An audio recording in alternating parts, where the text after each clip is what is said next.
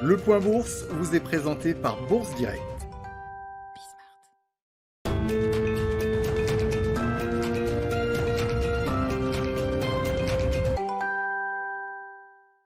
Bonjour à tous, tendance hésitante ce matin à la Bourse de Paris. Si l'espoir de voir un vaccin bientôt autorisé de part et d'autre de l'Atlantique reste un puissant soutien pour les marchés, la propagation de l'épidémie reste toujours dans les esprits. Aux États-Unis, plusieurs États ont dû mettre en place des mesures de restriction comme la Californie, le Delaware, l'Oregon, le Michigan ou encore le Minnesota. Joe Biden, qui n'est pas encore en exercice, a d'ailleurs annoncé que dès sa prise de fonction le 20 janvier prochain, il demanderait à tous les Américains de porter le masque pour une période de 100 jours.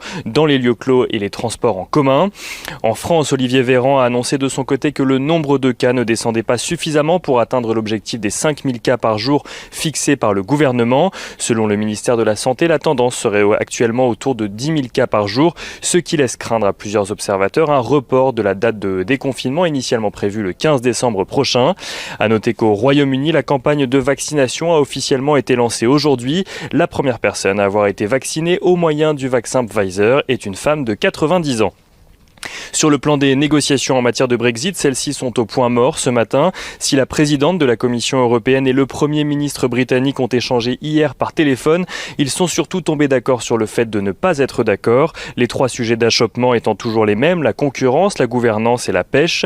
Les deux dirigeants doivent de nouveau se rencontrer aujourd'hui ou demain, alors qu'Ursula von der Leyen voudrait parvenir à un accord avant le sommet européen qui se tient ce jeudi. Du côté des valeurs à la Bourse de Paris à présent, Compagnie des Alpes publie des résultats annuels pour son exercice décalé 2019-2020 en net repli.